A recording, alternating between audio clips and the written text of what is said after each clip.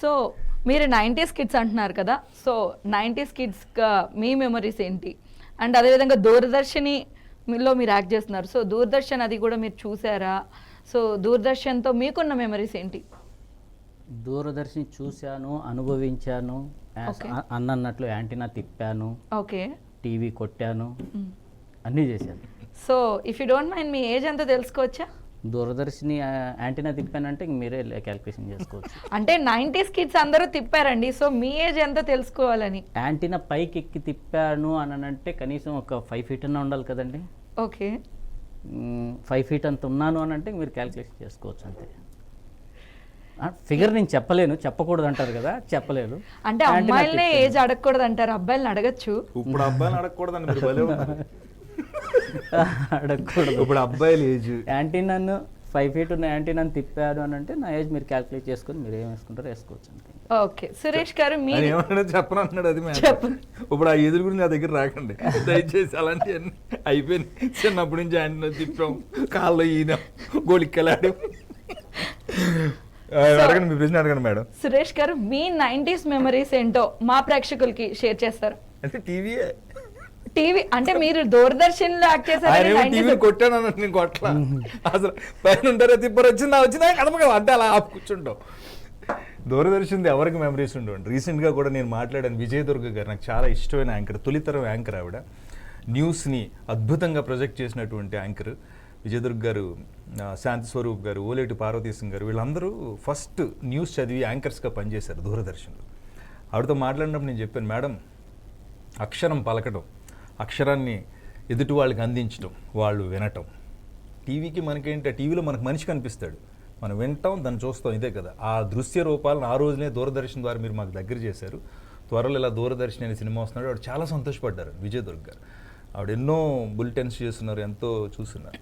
So అప్పుడు నేను దూరదర్శన్తో నాకున్నది ఏంటంటే, మా ఇంట్లో టీవీ ఉండేది కదండి. మా ఇంటి పక్కన పెద్దిరాజు గారు అని ఒక ఆయన ఉండేవారు. వాళ్ళ ఇంట్లో చిన్నది ఒక రెడ్ బ్యాక్ ఏమో రెడ్గా ఉండి ఫ్రంట్ ఇది ఉంది. వాళ్ళు చిత్రలహరి మాత్రం అంటే ఇంకా బిలబిలబిలమని పిల్లలందరూ వెళ్ళిపోయి ఆ చిన్న టీవీ దానికి ఎందుకు వచ్చిన ఇలా ఆ పాటలన్నీ వచ్చేదాకా అన్నీ అయ్యి చిత్రలహరి అయిందంటే మళ్ళీ ఇంటికి వస్తుంది. ఈ మెమరీ లేని వాళ్ళు ఎవరు ఉంటారు అడగండి, అందరికి ఇష్టం. మీ ఫేవరెట్ ప్రోగ్రామ్ ఏంటి దూరదర్శన్లో? చిత్రలహరి ఒకటి. చిత్రలహరి ఇంకా అది, ఇంకా తర్వాత రామాయణం ఒకటి వచ్చేది 9ంటికి ఉదయం.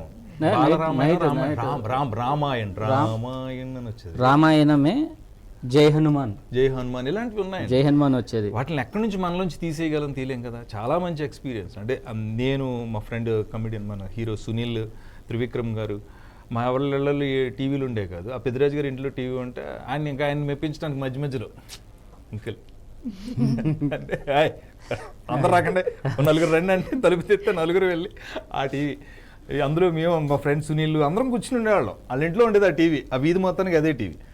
ఆ తర్వాత ఆ గుడిలో ఎక్కడైనా ఒక గుడి ఉంటుందండి, ఆ గుడి దగ్గర పెడితే ఆ న్యూస్ వస్తే చూసి ఆ బులెటిన్ అయిపోగానే కట్టేసి వచ్చేవాళ్ళు. అలాంటి దూరదర్శన్. సో చూస్తుండగా మీకు కూడా అలా 9 అవగానే టిక్ మన లైట్లా టీవీ కట్టేయడాలు అలాంటి మెమరీస్ కూడా జరిగినాయి అయితే?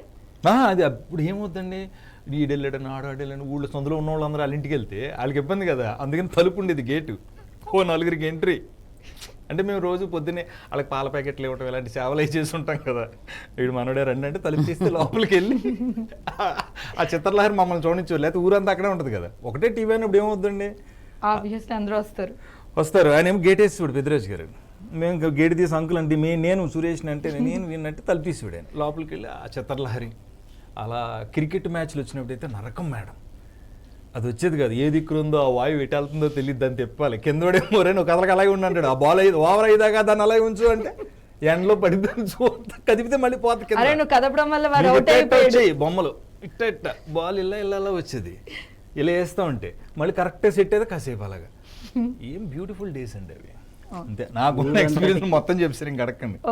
ఊరంతటికి ఒక టీవీ ఉన్నప్పుడు ఊరంతా కలిసి ఒక చోట ఉండేవాళ్ళు. ఇప్పుడు మనిషి దగ్గర ఒక టీవీ ఉంది, ఊరే విడిపోయారు.